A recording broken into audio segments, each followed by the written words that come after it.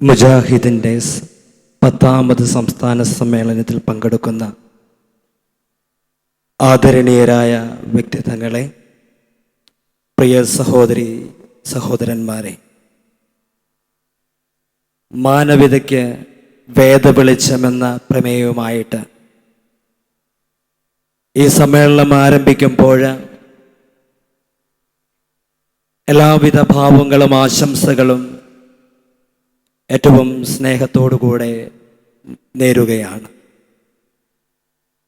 ഈ സമ്മേളന നഗരിയിൽ നിന്ന് സ്വീകരിക്കുന്ന വെളിച്ചം നമ്മുടെ ഹൃദയങ്ങളിലേക്ക് ഒഴുകി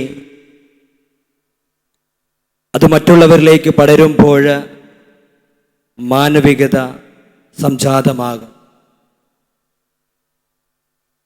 എല്ലാ വേദങ്ങളും നമ്മെ പഠിപ്പിക്കുന്നതും നൽകുന്നതും വെളിച്ചമാണ്.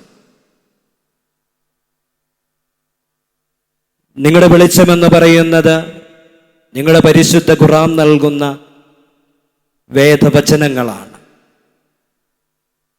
ഹിന്ദു സഹോദരന്മാരുടെ വെളിച്ചമെന്ന് പറയുന്നത് അവരുടെ വേദഗ്രന്ഥങ്ങൾ നൽകുന്ന വചനങ്ങളാണ്.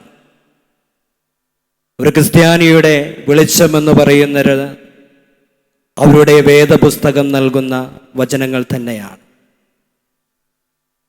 ഓരോരുത്തരും അവരുടെ മതങ്ങളെ,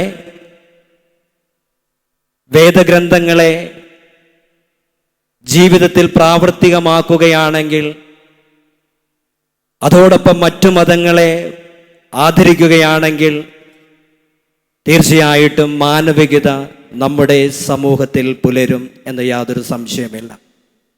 പരസ്പരം സ്നേഹിക്കുവാനും ബഹുമാനിക്കുവാനും കരുണ കാണിക്കുവാനുമാണ് എല്ലാ വേദങ്ങളും നമ്മെ പഠിപ്പിക്കുന്നത് എന്നുള്ള യാഥാർത്ഥ്യം നമ്മൾ മറന്നു പോകാതിരിക്കുക.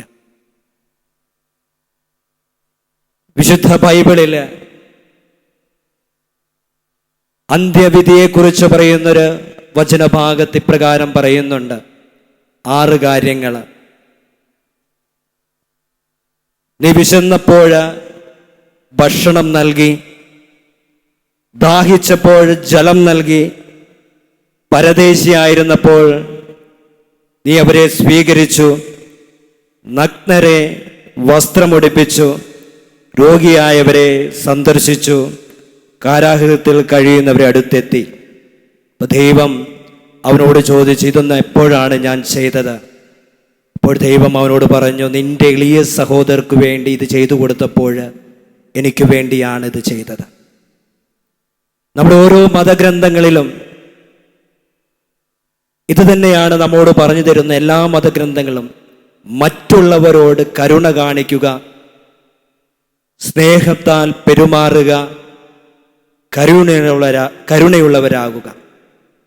നമുക്ക് ജാതിയുടെ അതിർവരമ്പുകൾക്കപ്പുറം, രാഷ്ട്രീയത്തിൻ്റെ അതിർവരമ്പുകൾക്കപ്പുറം, മതത്തിൻ്റെ അതിർവരമ്പുകൾക്കപ്പുറം സ്നേഹത്തിൻ്റെ മനുഷ്യരാകാം. സ്നേഹത്തോടെ കരങ്ങൾ കോർക്കാം. അങ്ങനെ മാനവികത നമ്മുടെ നാട്ടിലും പുലരട്ടെ. ഇപ്പോഴുള്ള മാനവികത, ആ സ്നേഹവും കൂട്ടായ്മയും എന്നും ഉണ്ടാകട്ടെ എന്ന് ആശംസിച്ചുകൊണ്ട് ഈ ഒരു സമ്മേളനത്തിലേക്ക് എന്നെ വിളിച്ച ഇതിൻ്റെ സംഘാടകർക്ക് പ്രത്യേകമായിട്ട് നന്ദിയും അർപ്പിച്ചുകൊണ്ട് ഞാൻ നിർത്തുന്നു. Thank you so much.